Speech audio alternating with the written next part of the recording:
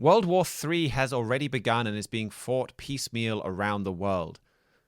That's how Pope Leo began his first overseas trip as Pope, visiting Turkey and then later on Lebanon. We'll also have the latest on America's judicial wars, Germany's coalition chaos, and peace in the Middle East, and much more on today's Trumpet World.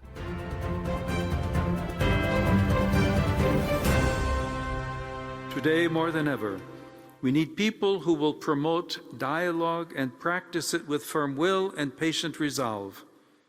In the aftermath of the tragedies of 2 world wars, which saw the building of large international organizations, we are now experiencing a phase marked by heightened level of conflict on the global level, fueled by prevailing strategies of economic and military power. This is enabling what Pope Francis called a third world war fought piecemeal. We must in no way give in to this. The future of humanity is at stake.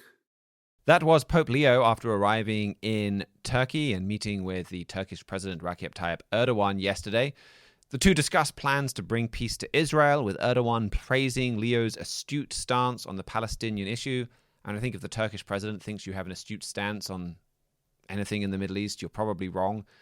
But anyway, today, on Friday, the Pope will focus on healing divisions in the Christian world. He'll be celebrating the 1700th anniversary of the Council of Nicaea alongside Eastern Christian leaders. This is a story that touches on Europe, on the Middle East. Andrew wrote an article on it earlier this week. So I thought I'd begin by getting all of our panel involved. Well, ahead of this trip that began yesterday, Pope Leo issued a new letter about the Council of Nicaea. And so, Andrew, maybe you could begin by telling us about that letter, seeing as you had an article on Monday on it, and how it set the scene for this trip. Yes, Pope Francis did write an apostolic letter just commemorating the 1700th anniversary of the Council of Nicaea. And before I talk too much about it, I'll just give a quick recap about what the Council of Nicaea was. That was really a landmark council in Roman Catholic history back in the year 325 AD. Leading up to it, the Roman Empire had been vivaciously persecuting Christians of all beliefs and denominations. That came to an end when Emperor Constantine I came to power. He issued his famous Edict of Toleration, the Edict of Milan, in 313. Looked like he was going to be very tolerant of Christian beliefs until a doctrinal dispute rose over the nature of the Trinity. That doctrinal dispute not only was dividing the Christian world, people held their beliefs so fervently that it looked like it could bring about quite a bit of civil unrest, rioting, protest, and division in the Roman Empire. So Constantine, who was on his way to becoming a Christian himself, called a council, and for the first time in Christian history, acted as a head of state moving to enforce doctrine. That's why I think the quip on my my article on this earlier this week was Roman Catholic Church marks 1700 years of church-state unity. Because this was really the point in history where it's no longer Christians just believing the Bible as they understand it or following the dictates of their conscience, but it was very much the Roman Empire coming in, endorsing certain doctrines and exiling all those who didn't believe in them. But as Pope Leo points out in this letter, it really was a time after Constantine made these decisions of more Christian unity. More unity by force, because all those who didn't agree with the council were exiled or persecuted. But they did sign this Nicene Creed that both Roman Catholics, Eastern Orthodox, and most of the mainstream Protestant denominations agree on. So it's kind of like this Nicene Creed, it's kind of like the largest common denominator for what we could call mainstream traditional Christianity. The Roman Catholics, the Eastern Orthodox, the Anglicans, the Lutherans, like the Methodists, most of the Calvinists believe in this doctrine. So Pope Leo is pointing back to it as the solution to Christian division, saying that in the Roman Catholic worldview, there's many churches who are, in their view, protesting or rebelling against Rome, but they believe that all who believe in the Trinity, all who affirm this Nicene Creed, are Christians. So Pope Leo is pointing back to that nostalgically as a symbol of unity, but he's also glossing over the elephant in the room, which is the fact that this wasn't a time when just all the Christians got down and sat down and settled their difference and unanimously came to a conclusion about what Jesus and the apostles actually taught. This was very much a church allying with the state to force religious beliefs. And so pointing back to that, talking about how the Eastern Orthodox and the Protestants and the other churches involved in the ecumenical movement need to rally around Nicaea, that will promote a certain sense of nostalgia from these other groups, and the Anglicans and the Lutherans and the Greek Orthodox, who also believe in the Creed of Nicaea and promote some unity that way. But it's also like you read between the lines, and it's saying that by endorsing what Constantine did, is saying that we really need an alliance between church and state to bring about Christian unity in the world. It's not like the Founding Fathers in the United States, where they put their first and most important amendment as Congress shall make no law regarding the establishment of religion. These figures back at Nicaea that the Pope's pointing to as great examples of Christian history were people who definitely believe that the Roman Empire should make laws regarding the establishment of religion, even to the point of exiling all those who don't agree. Yeah, it was a fascinating piece of misdirection where you read his letter and you kind of, like, he does give the impression that it gradually coalesced to unity and it was all a very peaceful and wonderful process, and completely misses out that they used the sword of the state to enforce this. And I think it's also fascinating to see this discussion in light of what I want to talk about later in Europe, in Germany. You know, we've talked for years about the prophesied rise of a German strongman, and now this is the Pope basically saying, well, he called it a model. Nicaea is a model for how we bring unity to the Catholic Church. If that's a model, well, then you need a Constantine. You need a Roman emperor to put in place that model. So, yeah, that's right. I mean, this is a big part of the reason we're watching this, and we're watching this trip, is very specific Bible prophecies about church unity. And maybe you could talk about more of that in just a second with what's perhaps planned for over the weekend. I know you've been preparing to write on this for a while for our Trumpet print edition. But then we've also been very specific about how they'll achieve that unity. And ultimately, it will come down to using secular authority to force those that wouldn't go along voluntarily to unify with the Catholic Church. And it will be very much a my way or the highway, or worse, a my way or death, ultimately. You've got to conform, or here's the penalty. So this is Bible prophecy in action. But then on that point, this is what the Pope will be doing today with the 1700th anniversary of Nicaea.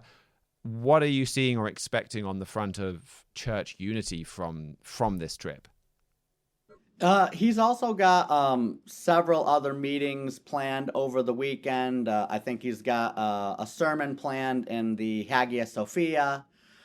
He's planning to meet privately with Archbishop Bartholomew of the Eastern Orthodox Church. I'll be very interested to see what announcements come out of this. My expectation is that since Pope Leo does not currently have a Constantine to help him enforce doctrinal policies, that most of his sermons and meetings are going to be more of the same of what we've read in his letter, just lionizing the history of Nicaea, trying to stir up nostalgia over Nicaea, pointing people back to Nicaea. And then behind the scenes, there's discussions about what compromises church can make. They don't have a Constantine to enforce it, so they are still talking about some compromises. Maybe I'm wrong. I don't know if Pope Leo is going to be able to announce any big compromises over this weekend.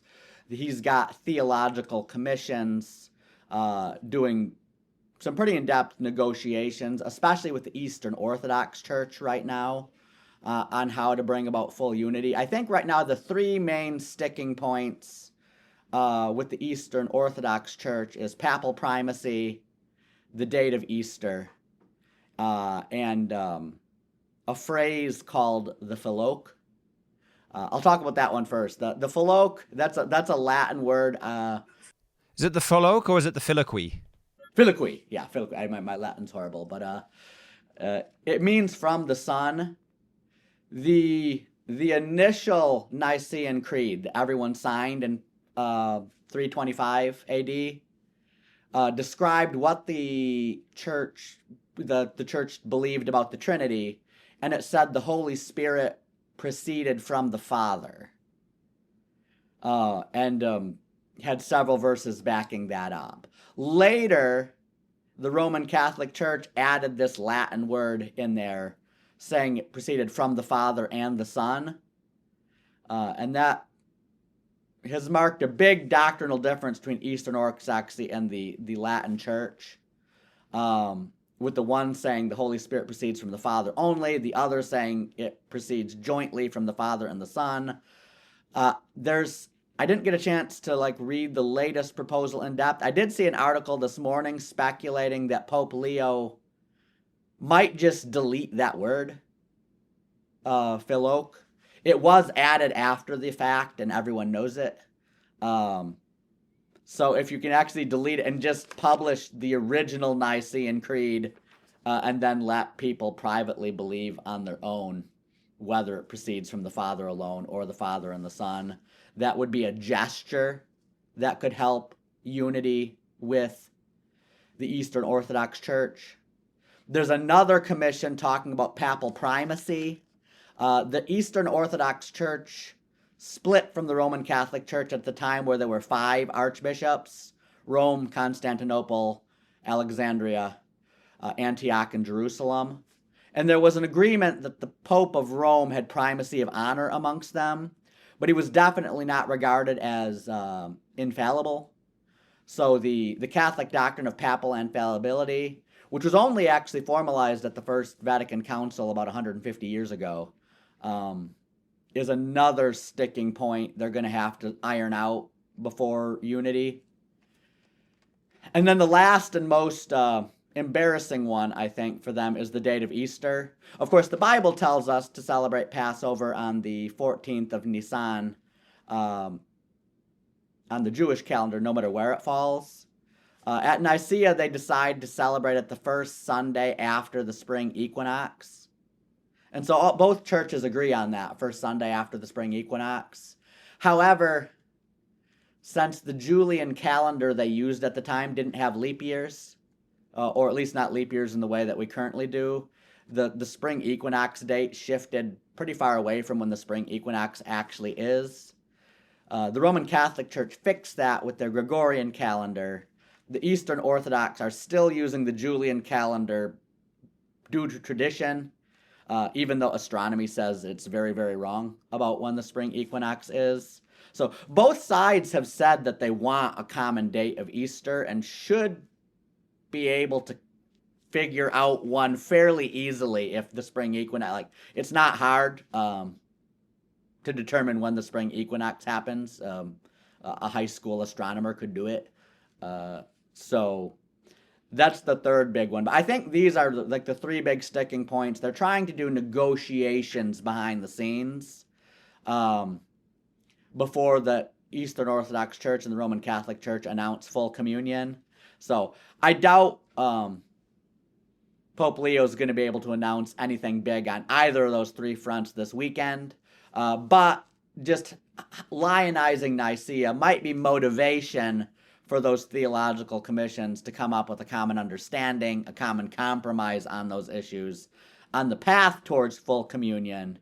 But as Leo hinted at and didn't say in his letter, if Nicaea is the model, you need a Constantine to, like, whatever compromise they come up with on these issues, to come in and say, is like, okay, this is the doctrine, follow it or flee to some other country. And this unity, and this is something that Herbert W. Armstrong and the Plain Truth wrote about very specifically for decades. And I think that over time, there has been such a remarkable shift here. I mean, this really is an incredible, specific, fulfilled prophecy from the Bible, revealed to Herbert W. Armstrong. He was writing about this before Vatican II. I mean, Vatican II was one of the big moments for the Catholic Church, where they changed quite fundamentally how they approached other religions and worked a lot harder to try and draw closer to them and to draw them back to Rome. But he was saying even before that you're going to have these groups come back together. So the 1961 Plain Truth said the Pope will step in as the supreme unifying authority, the only one that can finally unite the differing nations of Europe. The iron jurisdiction over both schools and religions will be turned over to the Roman Catholic Church. Europe will go Roman Catholic. Protestantism will be absorbed into the Mother Church and totally abolished. Then, a couple of years later, the Plain Truth says the final, albeit short-lived triumph of Catholicism is recorded in literally dozens of Bible prophecies. Right now, whether we want to believe it or not, the stage is being set for the greatest revolution in religion the world has witnessed. That article says the mighty problem of achieving unity is twofold. First, it involves the reconciliation of the Orthodox schism that officially commenced in 1054 and the division of the churches in the East. Second, it involves restoration to the Roman communion, all Protestantism, which developed from 1915 onwards. And since then, we have an article, Returning to the Fold, and a chapter in our He Was Right booklet that goes through even more of these statements and just everything that has changed step by step. And they've come very far already. Like you say, those are the three remaining disagreements as far as the Orthodox world is concerned, and they're pretty minor. They've kind of got to the point where I think in extreme emergencies, like if somebody's on their deathbed, Orthodox and Catholic communions are interchangeable, only in an emergency. But I think they're trying to push towards having common communion. That would be the total goal. But then you've had the Protestant churches massively being moved towards Rome. The most notable symbol of that we had very recently was King Charles III, the head of the Church of England, going and meeting with the Pope and being named the Pope's co-brother and co-defender of this particular part of, or this particular chapel that they were at in Rome, or basilica, sorry. So massive fulfilled prophecy, but also then this is a stepping stone to the major role that the Catholic Church is going to play in the soon coming Holy Roman Empire. Like a unified church and a pope that has just brought Christendom together as a pope with a lot more power, a lot more clout, a lot more soft power and recognition as a leader than any pope that we've seen before. And the person that plays a role in doing that, it may well not be Pope Leo, though he's certainly paving the way in that direction. He's going to help then bring these 10 nations of Europe together in a 10-nation Holy Roman Empire, bring Europe the unity that they've failed to get on their own as part of all of their own negotiations, and then bring Europe much more involved in the Middle East. Bring Europe into what on the surface is marketed as a peace deal in the Middle East and in Israel that's actually going to be the beginning of a new crusade. And I think that brings us to another part of the Pope's trip that prepares the way for that, and that is his discussions with Erdogan, his planned trip to Lebanon next week. So maybe we can bring Simon into the discussion. And Simon, what do you make of kind of more the Middle East politics, say, of Pope Leo's trip? Well, as you mentioned earlier, they had a discussion about how World War III has already started, and though he didn't mention specifically by name from the transcript, you could tell he had what's going on between Israel and Gaza, at least as part of that. I mean, the office of the papacy is probably the biggest everything that the Pope does, every meeting he has, every place he goes is always filled with extremely potent symbolism. And I think the fact that he chose Turkey as his first international trip to speak with President Erdogan about this particular subject speaks volumes. Now, it's true Pope Francis, the late pontiff, was planning this trip originally, and Leo was just following his schedule, but Leo was made Pope in May. It's November now. He could have had a lot of places to go to for his first trip, which would have attracted a lot of attention, which would have been symbolically interpreted as something his papacy would have focused on. And the fact that he chose to speak with Erdogan, who sponsors Hamas, who used to let Hamas be headquartered in Turkey, to be discussing, who is a dictator in his own right, in his own country, that has turned Turkey away from a democracy, what it used to be, at least partial democracy, into basically an autocracy under his thumb, I think shows, well, A, what he thinks about that kind of government. You were mentioning before how celebrating Nicaea implies that Europe, that Catholicism needs its own Constantine, needs its own strongman to start making policy and telling everybody what to do. But I think it also shows what his papacy is going to be focused on going forward. Francis was obviously a very political pope. He was a very antagonistic pope when it comes to Israel. And Pope Leo, with a lot of his words, with a lot of his actions, has followed in that same spirit, if not as blatant as Francis is.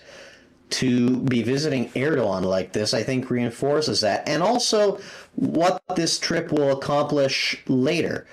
After he's done with Turkey, he's not flying back to the Vatican. He's going to Lebanon on Sunday. So Turkey is technically the first country he has visited as Pope, but Lebanon will be the first country with a significant Catholic minority in terms of hundreds of thousands of people that he will be visiting, where Catholicism is more of an entrenched religion, where it's part of the historical tradition.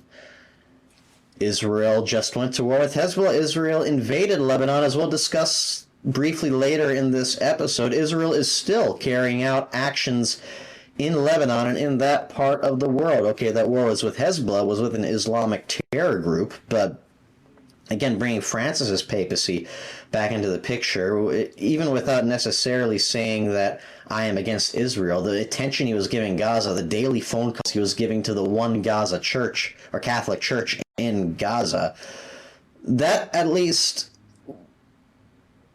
that played quite a role in shaping public opinion against Israel. And if he's going to be picking Lebanon to go to so early on in his papacy at a time like this, again, is part of the same stream and is a good foretaste on what we can expect from Leo's papacy in the months and years to come. And this, too, is very prophetic. Mr. Flurry had an article in 2014 called Why You Need to Watch Lebanon.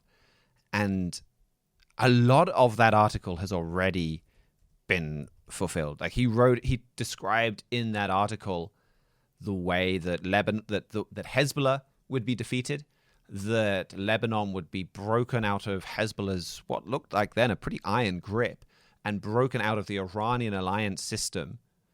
And we've seen that happen even just this week. You had a bit of a diplomatic bust-up between Lebanon and Iran because Iran said Hezbollah is essential to Lebanon, and Lebanon fired back almost immediately, no, it's not, we're glad they're gone. I think the Lebanese president spoke out about that. But in that article, he said, because of its high population of Christian Arabs, Lebanon has become a linchpin for the Psalm 83 alliance. So this brings in an alliance that we're watching that Turkey is going to play a leading role and Lebanon will play a really important role. He said the heavily Christian population, this is Mr. Flurry, makes Lebanon different from the rest of the allied world, of the Arab world. And then he says, by calling on Europe to participate in this deal, it was an arms deal underway back then, designed to protect the Lebanese from Shiite extremism, Saudi Arabia opens the door for a Sunni Catholic alliance. And I think you could say Pope Francis's entire trip is about a Sunni Catholic alliance. He's meeting with some of the most important, Erdogan, one of the most important figures in political Islam, and then Lebanon, this part of the Middle East that is especially important for the Catholic Church and for Catholic Europe. So that's a fulfilled prophecy. And Psalm 83 talks about this alliance. It outlines several different countries, and Mr. Flurry talks about this in the King of the South booklet. There's a whole chapter on that, and that Europe is going to lead this alliance ultimately against Israel, or ultimately in a kind of crusade to beat back Shia Islam, to beat back this Iranian-led King of the South, but it's all about control of Jerusalem. So this is another very important part of the Pope's trip. So the two resources that we've got is the chapter on the mysterious alliance in the King of the South, and then also returning to the fold from He Was Right. Both of these set up this trip in its prophetic context, and I'm sure we'll have a lot more to say about it next week once we've got more details. I think it really is going to be an important news event. So thank you for that, gents. Well, sticking with the Middle East, we've had some very significant peace deals so far, with President Trump's peace deal with Hamas in Gaza, and with the new regime in Syria that's been welcomed with open arms to the White House and by world leaders all over the globe. We'll go now to Mihailo Zekic to get a bit of an update on how those peace deals or new leaders are working out. There's a couple of stories that tie together with those peace deals you were mentioning. On November 25th, Israeli public broadcaster Khan announced that Palestinian Islamic Jihad, the terror group that has been jointly governing Gaza with Hamas, they had their own terrorist army. They held their own hostages from October 7th on. They're consolidating their forces in Palestinian refugee camps in Syria around the capital, Damascus. The details on what this actually entails are quite murky, but they apparently have at least the tacit blessing of the new government there in Syria. President Shira, according to the Khan report, is fully aware of what's going on and has even appointed a special presidential envoy to liaison directly between the group and him. PIJ, the terror group, is reportedly doing this because U.S. President Donald Trump has put an unofficial ban on Israel attacking Syria because he wants to have good relations with this new government in Syria. He doesn't want Israel rupturing any budding relations that way. And so PIJ is feeling confident they could rebuild. How much of this is Shira giving his open support or just feeling powerless to stop him? His power isn't as strong as some people think. We don't know. But either way, he is still letting them do it. When a condition for normalization between him and the states was to expel Palestinian terror groups. And regardless what the reason is, he's not doing that, and the U.S. is still opening relations, as we've discussed on this program before. Another story, this is from last week, but it's only getting reported in the English language media now, is that the IDF and Israeli government had a meeting where the IDF reported that 13 of Gaza's 25 municipalities are full back up and running as if the Israeli invasion never happened. In other words, Hamas is back to its governing position in approximately half of the Gaza Strip. This is as the Gaza ceasefire is progressing forward. They're supposed to start negotiating phase 2 of that very soon. Phase 2 calls for Hamas to lay down its arms and proceed to give up governance of the Gaza Strip. They're obviously not going to do that. They said they weren't going to do that before, and now they're backing this up, if this is really report is to be believed, with action. And the reason I wanted to cover on these two stories together was there's a prophecy in Zechariah 14, which we've covered before, about half of Jerusalem falling to a Palestinian takeover. Our editor-in-chief, Mr. Gerald Flurry, has a booklet, Jerusalem Prophecy, that goes into details about that. And you could read that if you'd like to learn more. But the point I want to stress here is that the Bible predicts the Palestinians to get so organized they could even take the capital city from Israel. President Trump stresses that his New Deal is going to bring eternal peace, quote unquote, to the Middle East. There's plenty of Israeli commentators, Israeli leaders saying that Hamas has been finished. There's still some bumps in the road to deal with, but it's going to be a road to good times. The Bible says the exact opposite. The Palestinians are going to get organized, and just looking at the fruits on the ground, they are very much not defeated. They are very much not surrendering. They are very much not interested in peace. They're getting ready for round 2, and a lot faster than a lot of people probably would suspect. If people would like to learn more about this particular ceasefire, we have an article in our latest print edition called "This Deal Will Not Bring Eternal Peace" that we could put into the show notes that goes into more detail again. Thank you very much for that, Mihailo. It certainly is revealing about the new Syrian government and how genuine any intensive peace that they profess towards Israel are, and they're sheltering terrorists like that. Did you have any other stories from the Middle East you wanted to bring us? Just one over the weekend. Israel struck Lebanon and killed Hezbollah's military chief of staff, the most high profile in the latest series of operations in Lebanon and Syria in the West Bank. Again, Israel's terror war is not going away, and that includes Hezbollah. Hezbollah is trying to rebuild. Israel obviously doesn't like that, and as long as Hezbollah keeps trying to rebuild, we could expect a lot more friction on that front as well. Thank you for that, Mihailo. Well, we've already heard from Andrew Miiller, but we've heard from Andrew Miiller, I guess, more in his roving brief, or in he's covered quite a bit on various different Christian news stories over the last year or so. But we'll go back to Andrew Miiller now with his hat as correspondent for the English-speaking world for Anglo-America. What is the main story you have for us this week there?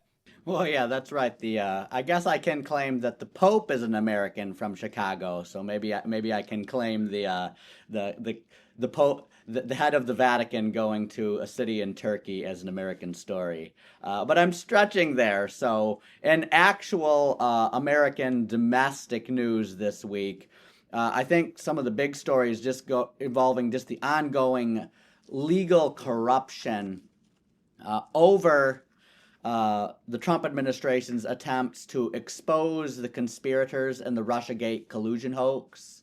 This is something that Trump editor-in-chief, Mr. Gerald Flurry, has written extensively about in one of his more popular books, America Under Attack, just about the Obama administration and his top officials, James Clapper, John Brennan, James Comey, really just inventing fake intelligence reports to frame Donald Trump for collusion with Russia to keep him out of office. Donald Trump is back in office now. He's attempting to expose a lot of that corruption, and it looked like he was going to have some good success with us finally getting an indictment on former FBI Director James Comey for lying to Congress, basically perjuring himself to Congress in his testimony over the Russia collusion scandal. And then this indictment was thrown out by a district court judge, Cameron McGowan, who basically is not claiming that Comey's innocent or that the indictment itself was unjust, but that the prosecutor who brought about the indictment was unlawfully appointed. And we'll see there, the point about the prosecutor, it is a complicated issue. It's one of those where the previous prosecutor had resigned, and the law says that if a prosecutor resigns or retires, and they need to get a new one before Congress has a chance to appoint a new one, the president can appoint an interim prosecutor for up to 20 days. So the previous one resigned during the Biden administration. Joe Biden appointed his replacement. The replacement refused to prosecute James Comey because the Biden administration protects its own. Then, under pressure to go after Comey, this prosecutor resigned. And Donald Trump's Attorney General Pam Bondi appointed another replacement who actually did get an indictment of Comey on stuff he actually did. Then the district court judge came in and says, well, actually that law says that the president can only appoint an interim for up to 120 days. After that, if Congress hasn't appointed an official replacement, it's up to the district court to put in the interim prosecutor.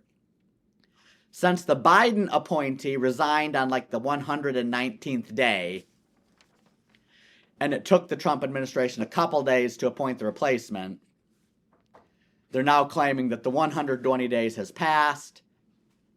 The Trump administration has no authority to appoint a replacement, and the district court can appoint their replacement until Congress gets around to appointing the official new one. So a lot of legal lawfare going there. I think they're expecting this to go to the Supreme Court. And I know a fair bit about American law, but I'm not even feel like I'm up on like all the details of this case to actually determine whether Trump's interim replacement was valid or not. I'll defer to the Supreme Court there to determine that. But the big takeaway here is just the fact of how hard it is to get a prosecutor who's even willing to investigate James Comey. Like I said, all these resignations are happening because they're asking them to investigate Comey and they're afraid to do it. So eventually, Pam Bondi got someone with the courage and talent to actually go out there and get an indictment over lies he actually told to Congress. And then that was thrown out because they said, okay, well, you appointed that indictment on like the 122nd day after resignation, and there's like a legal loophole here that seems like maybe that's valid, maybe that's not. And so the district court definitely, most of the judges on that district court are Obama appointees, so they definitely appointed someone who won't go after Comey.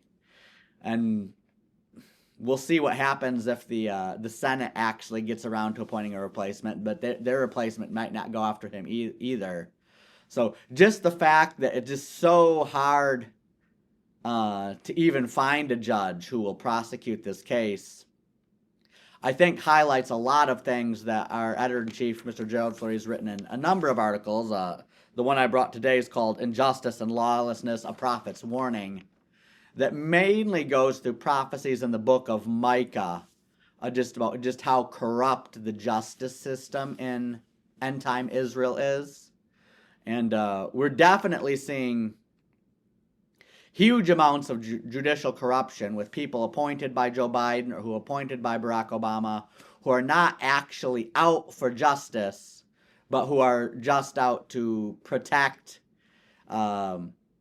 these federal agencies like the FBI and the CIA, who really tried to unlawfully frame Donald Trump of crimes he didn't commit so people wouldn't vote for him and vote for the Democratic candidate for the next election, which is election rigging. The current president using the powers they have to have their investigative agencies go after a American citizen running for president, and then have the judicial agencies make sure that he never gets investigated.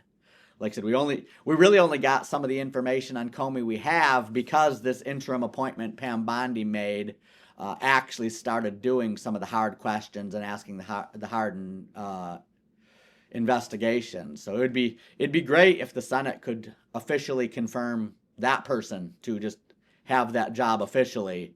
But in the meantime, there's going to be just a ton of legal warfare over whether this interim appointment worked or not, as people definitely fight to keep someone that the district court's going to appoint who will refuse to go after James Comey. I'll put a link to that article in the show notes, and I really would encourage you to take a look at that. This has been one of the big surprises to me, more in the UK because I'm more familiar with that, and I have no doubt it's the same in the US. But it's like you read the Bible, and the Bible has a lot of condemnation about judges and injustice and the law system. A whole lot to say about that. And I used to kind of wonder a bit, like, why? Why does it single out the judges rather than, say, politicians and leaders? And I think part of that is perhaps like biblical language. Certainly in Israel, judges were almost political leaders. There wasn't a lawmaker. There wasn't a legislature.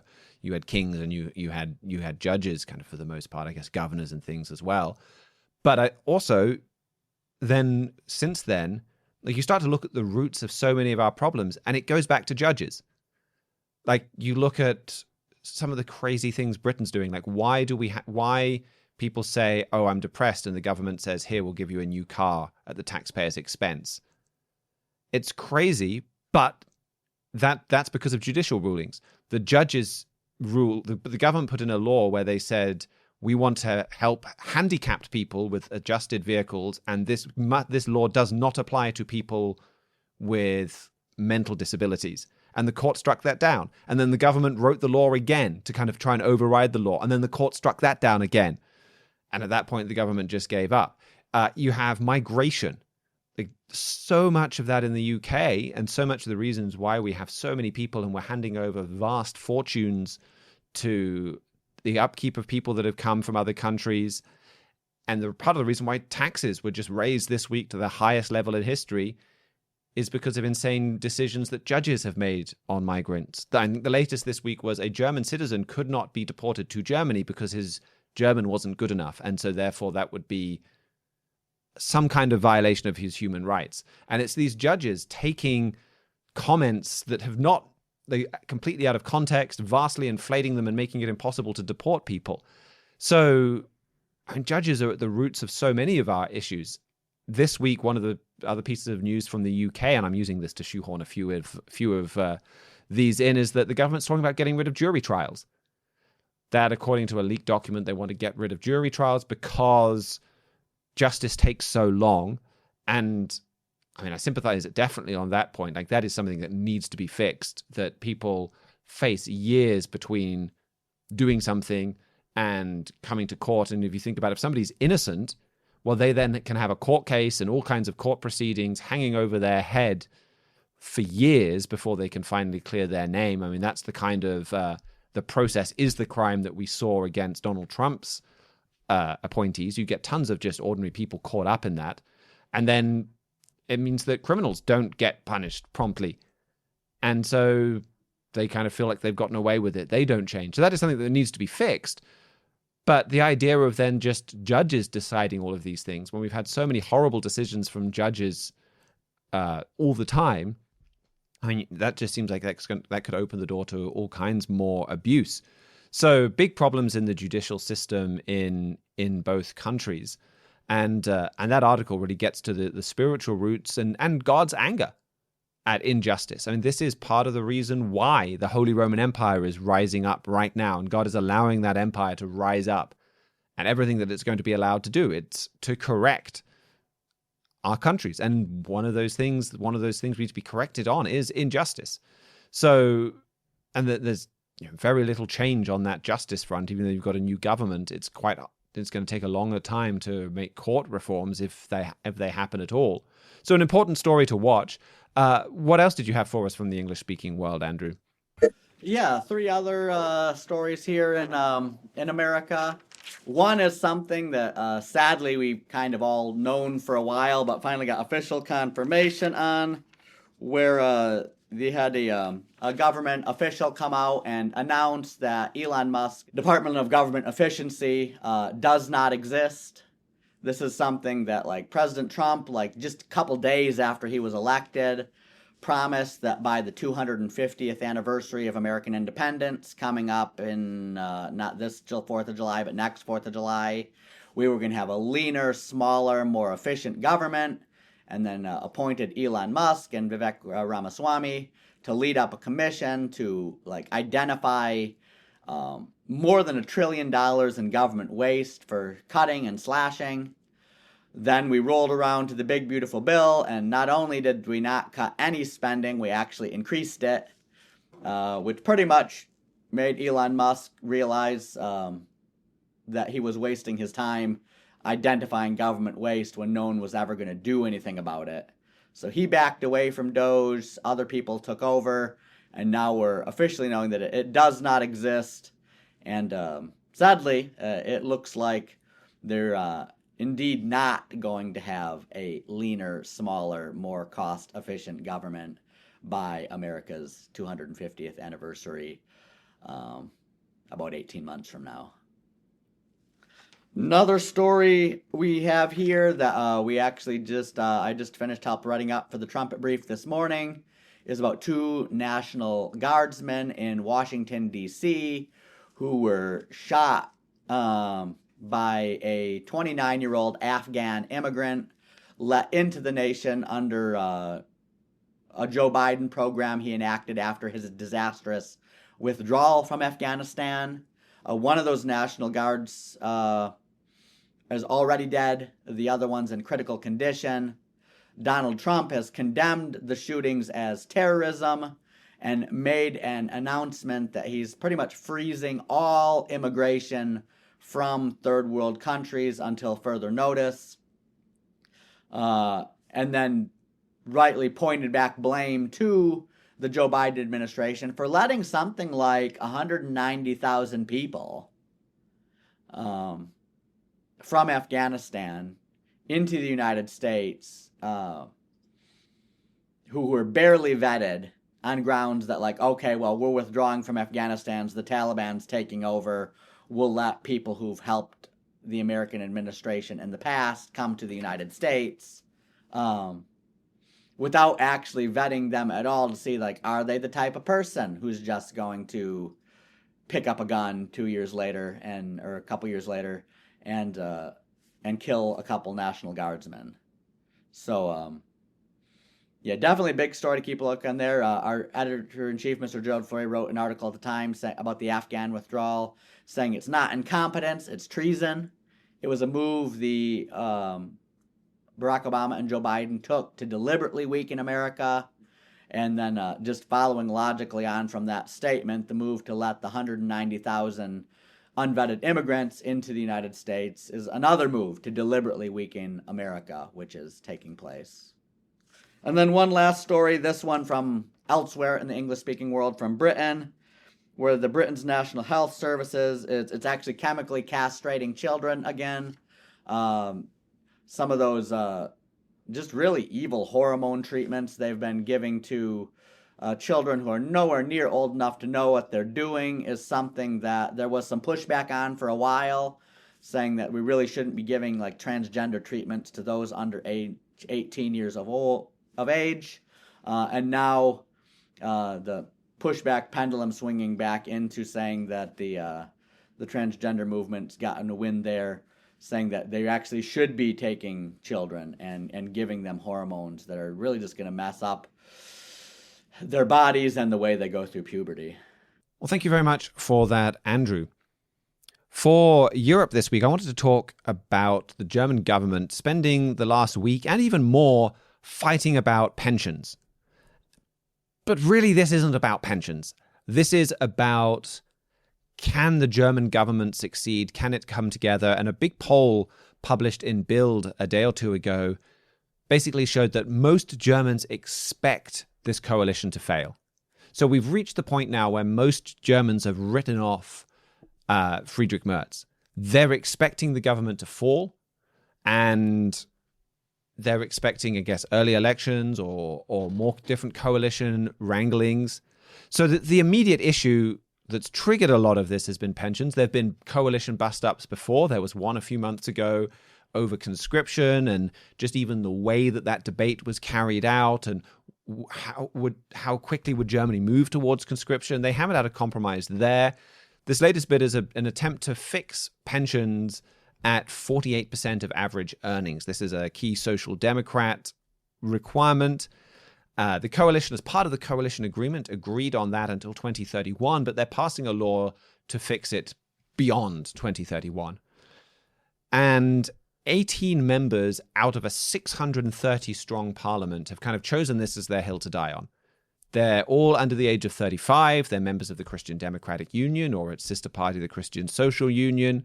And they're saying no, because if you do this, their argument is, and the maths on this checks out. Like if you fix pensions, but you have the number of pensioners growing and the number of workers shrinking, which is what is happening in Germany, then you're just loading an ever larger burden on working people. The amount they have to pay towards pensions is just going to go up and up and up, and then the whole system will collapse before they get to claim any pensions of their own. So it's unfair. So that's their position, and they had the coalition. They've been arguing over this for weeks. They stayed up until I think it was 2 or 3 in the morning. The cabinet finally announced a deal where they said we're moving forward with the law as is, but then next year we're going to have big discussions about a complete overhaul of the pension system that would apply from 2032 onwards. This is kind of still breaking-ish news, so I haven't managed to find anything about how the rebels have reacted to that. We probably will find out over the weekend. But again, in many ways, like I said, this isn't about pensions. This is about, I think we've reached a milestone in this new German government. And it's not a specific event. I can't say that milestone happened on the 23rd of November. But when Friedrich Merz was elected, he talked tough. He talked a big game. He said, we're going to have massive reforms. He was, judged by words, the most reforming German chancellor that we've had in decades.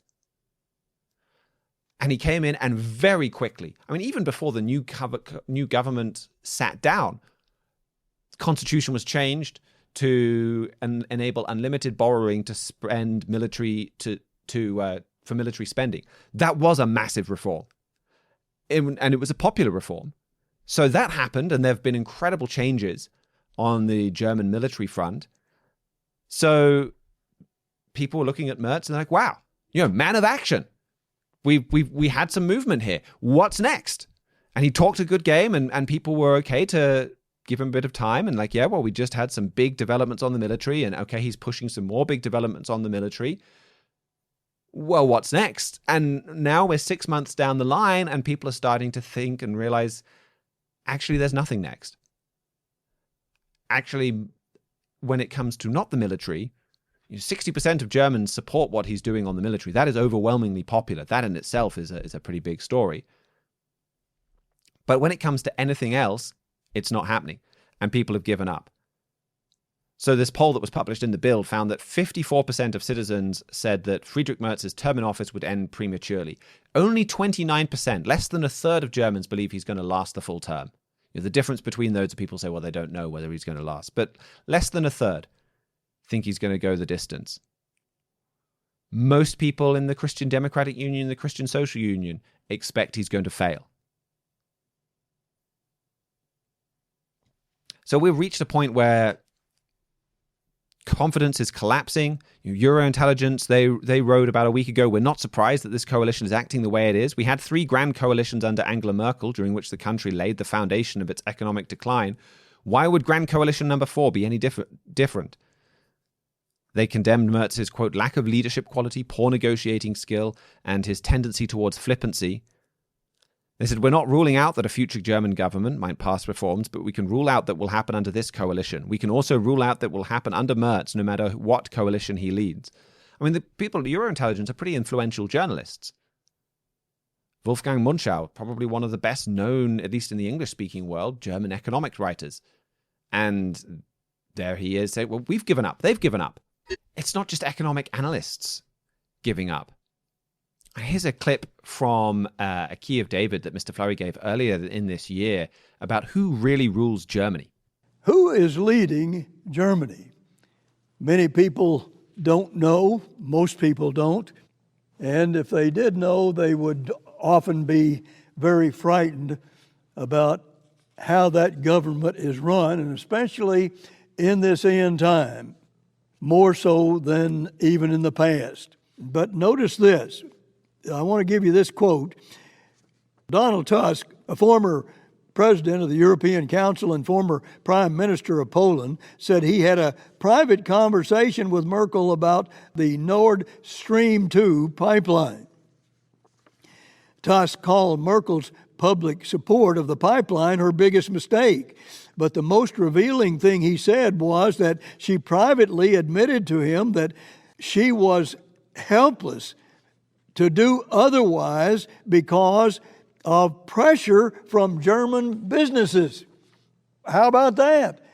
The German businesses have a lot of power, and we're going to go on to see here that they even overruled the Chancellor of Germany. This group of corporations, they have a lot of power. German business leaders have a lot of power. Watch those German business leaders. Well, they're not happy. Volkswagen Group, Germany's biggest company, they posted their first loss since COVID-19. German business leaders are making their dissatisfaction felt. Just a few days after Mr. Flurry gave that key of David, you had leaders from 4 top business associations hold a secret meeting with Merz. According to Bild, they, quote, gave the Chancellor a thorough grilling for an hour and a half. And they said that the key demand made of Friedrich Merz was to pick up the pace on social reforms, reducing bureaucracy, modernizing the state. Then this month, 32 business associates signed a joint letter opposing these pension reforms. The fixing of the pension, I should say, at 48%. That's what they were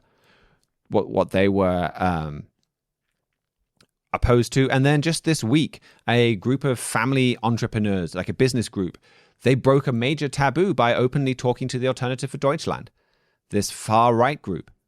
I think that you've got a signal there from parts of the German business community. We're losing patience, we're getting fed up, and we have other options. And so they're willing to talk to this party that contains some neo-Nazis. So the reason why I want to draw attention to this story is we're watching Germany very closely for the rise of a strongman. And Mr. Flurry has constantly drawn attention to how coalition chaos could pave the way for that strongman. So it's very relevant that we're back to this coalition chaos. Just after Donald Trump was elected, Mr. Flurry had an article in the Trumpet print, After Trump's Victory, Watch Germany. He said, as dramatic as the fulfilled prophecy in America is, we also need to pay close attention to events in Germany. He said, this nation's future is weak if something doesn't change. That's what we see still now. But Bible prophecy forewarns us that Germany is about to shock the world with its power. To accomplish this, it needs a strong leader, something it sorely lacks right now. He said that Germany's elections in February, quote, seem unlikely to solve Germany's leadership crisis. Polls suggest they'll only produce another weak, divided government. That's what we're seeing more and more clearly. Again, in that one area, military spending, it's been huge. In other areas, they're just as divided and weak as the one that came before. There is a big leadership vacuum, wrote Mr. Flurry. Germans know something dramatic must be done, and quickly. You see this in recent election results with the rise of fringe parties like the Alternative for Deutschland. Voters are showing themselves willing to embrace out-of-the-ordinary politics. They are clamoring for a strong leader. And business leaders are now joining in the clamor for a strong leader. And Mr. Flurry has repeatedly warned that you could have this strong leader come to power by taking advantage of a weak coalition. Here's a montage of where he said that. Now, he's not going to come in by, let's say, a democratic process. He's going to come in and use flatteries and sort of tweak the democratic process. It says here something like that, and perhaps take advantage of a weak coalition. But he's going to come in by flatteries. So God sees him, well, not the same way the people see him, but he actually gains that power, hijacks that European superpower by flatteries. He apparently puts together some kind of a small coalition, and that's how he moves into power. I mean, he is unusually adept at flattery. You have to be very intelligent to be able to deceive people in high places with flattery. And he does it magnificently. He was never voted into the office, but he came in, got control of all that power through deceit and flatteries. Now remember, this is an end-time book, and this is an end-time prophecy. It's going to happen again in this end time. A man is going to come, and through deceit and flatteries is going to get control of the Holy Roman Empire and its 10 toes, or 10 kings, and not by voting, even though that is their system today. It is not going to, he's going to come in another way. And he made all of those forecasts, as you even heard a bit there, because of Daniel 11. Daniel 8, Daniel 11 and verse 21 talks about this coming leader who will not be given, quote, the honor of the kingdom. He doesn't come to power in the usual way, but instead he'll obtain the kingdom by flatteries. The stage is all set for that strong leader, and Germany is already having this rapid, incredible military transformation. So you have this military power being built up, and we're just waiting for the strongman. And the Catholic Church is going to play a role with that strongman, and I think you can see, and then the strongman will help play a role in bringing unity to the Catholic Church. So we are really living in urgent prophetic times. That is what all of these news stories point to. Now is the time to act. Now is the time to dig into the Bible, to study Bible prophecy, to use that to then build your relationship with God. Bible prophecy points to the incredible power of God's word, that it is a two-edged sword, that it cuts, that it corrects, that it shows us how and where we need to change our lives. So we have various different bits of material in the show notes. We can also link to A Strong German Leader is Imminent. And we'd be very happy to send any of those to you for you to dig into, to study, because they show what's coming next. And the Bible gives us the only sure hope for the future as well. It explains why these curses are coming upon the world. And so we really want to share that warning and share that hope with you. Well, that is about all we've got time for. Thank you very much to all of our contributors today. Those of you may have spotted that Jeremiah Jacques was taking a bit of an extended Thanksgiving break, but he'll be back with us on Friday next week. And then we'll also have our regular weekend review show on Wednesday. Thank you to George Haddad for engineering and production. We'll be back, like I said, on Wednesday. Until then, keep watching your world.